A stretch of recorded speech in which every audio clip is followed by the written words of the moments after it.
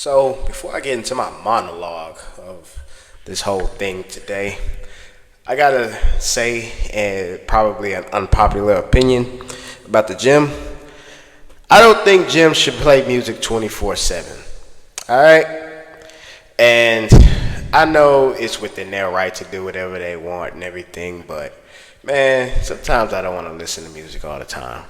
Sometimes just hearing the weights rack and everything and hearing the clanking and all that good shit, sometimes that feels good.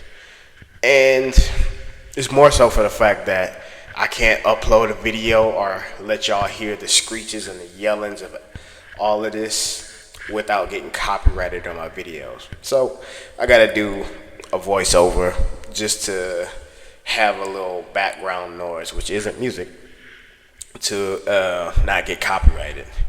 Music in gyms constantly 24/7 sucks. I could talk about that for a while, but that's not really why we're here. Just had to get that out. But this is the fourth Platz experience, and this one was harder.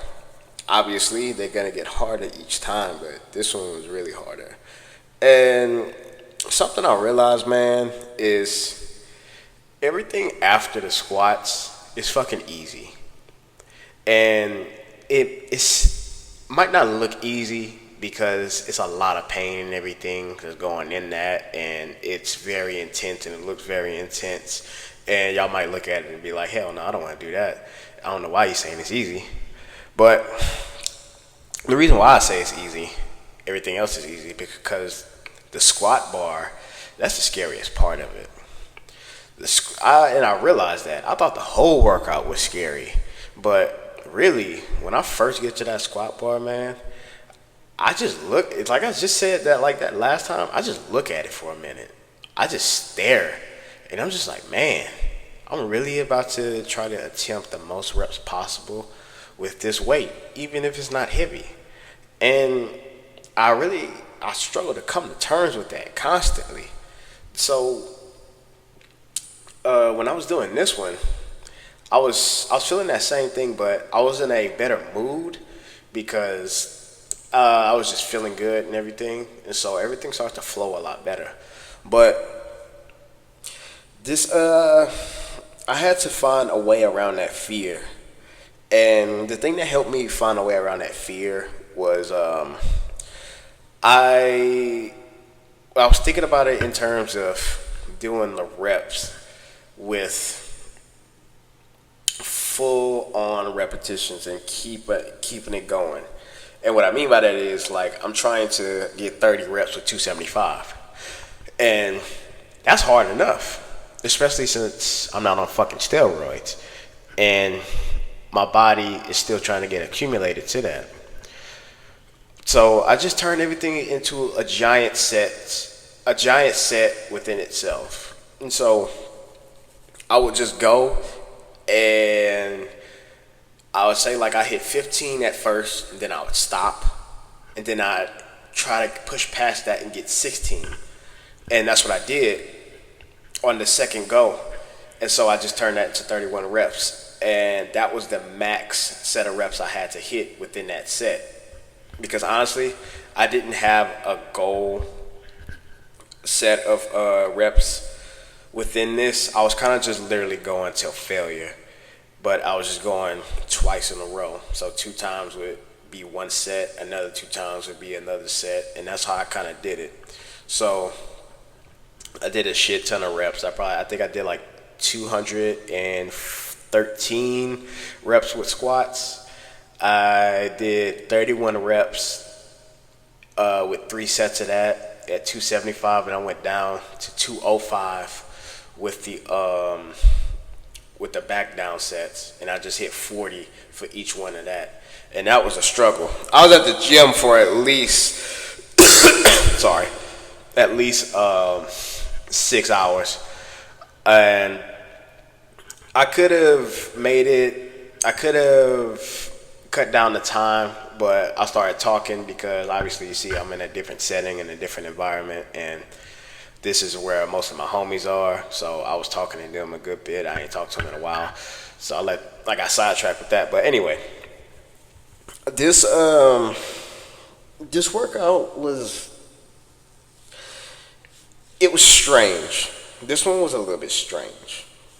And the reason why I say it was strange because I could feel the difference in intensity. Not like a bad strange. I could feel the difference in intensity, and I actually had a good workout partner or partners to actually help me with this one because they actually knew what I was about and everything and what I was trying to do. So that helped a lot. And let me get a little bit more sidetracked. To do a good workout or to do anything intense, you have to have a really good partner. It is very detrimental for you to have a good partner. I don't like a lot of people spotting me because you already know when you have just sometimes a random person spotting you, they don't know what the fuck they're doing. It's not their fault. I'm just talking like it. It's like I'm just talking this way. They don't know what they're doing. Their goals don't meet yours, and their intensity has to match your intensity.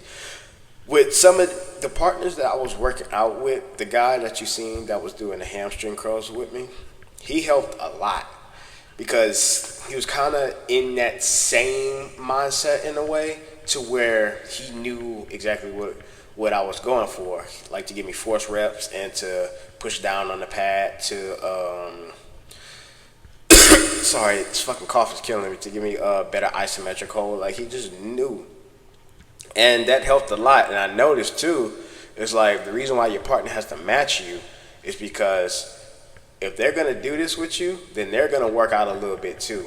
Because once I start fatiguing, they have to push sometimes a lot more than I'm pulling while I'm trying to push with the max amount of effort because I'm tired, my muscles are tired, my nervous system is about fried, but I have to still keep going.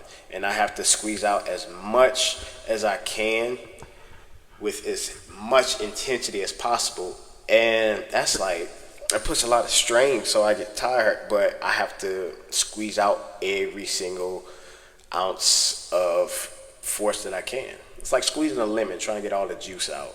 You try to squeeze it as hard as possible. That's what it is. But back to the thing. The reason why this was strange, it was just strange because the intensity was just wild. It was just wild, and the more I pushed, like the better it felt, and the more stronger I felt.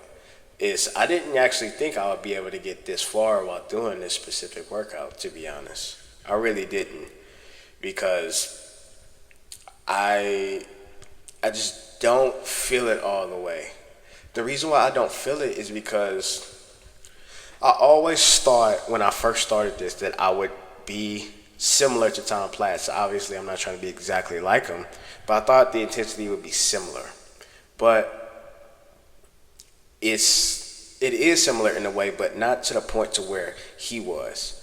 You have to take into account if you're gonna recreate what somebody did, you cannot ever really recreate their mindset unless you've been through that person's pain, through that person's experience, and trying to reach that specific goal. And so that creates a different type of beast. I realize I will never be on Tom Platz's level of that. I will be on my own level, which is intense, way more intense than the average individual, I'll say that. But his was beyond. Not simply because he was on steroids, because he was trying to go for the fucking Olympia, the highest achievement in bodybuilding. And obviously, I mean, he had other problems going on in his life, but I don't have that type of go. I don't feel that. And I'm not trying to feel that. I'm trying to go at my pace and what I am comfortable with, and trying to go beyond my uncomfortability. And I had to realize that, and I realized that too this time, because it was just like, and it's crazy to think that I could put myself in that mindset of exactly what he was. I could get something really close to it, but I can never feel it. You can never feel a person's individuality. And what I mean is, I could see what he does. I could look at what he does, and I could follow exactly what he does. But it will never be that, because he is his own person, and I am my own person. And so, our feelings towards an event or anything we put ourselves through, it may be the exact same type of thing, but it will never be the exact same type of work ethic because of that. And I'm fine with that. I'm not mad at that. I just have to realize it. It's, if I try to do and push myself exactly to his pace and do more of that, then I would probably die. And I would really hurt myself a lot. And knowing that I am doing this right now with this intensity, it doesn't bother me because I'm happy with that place. I want to go further beyond and get stronger and stronger and stronger each time, but it doesn't have to be exactly that. I was trying to put myself in that headspace to where it was exactly that. I just have to be what I am. I don't have to be what he was. And that's what a lot of people fuck up with when they try to follow workout plans or try to follow their goals and their idols and everything. Is a lot of times you will never be that, and you have to take into account that's what it is, and that's what it may be, and you should be fine with that. It's like comparing LeBron James to Bronny James, his son. Bronny James will probably never be as good as LeBron James, and I'm being honest. It's like I don't watch basketball, but I just like mindsets. Simply because LeBron James was in a different environment when he was growing up. He had no choice but to be great.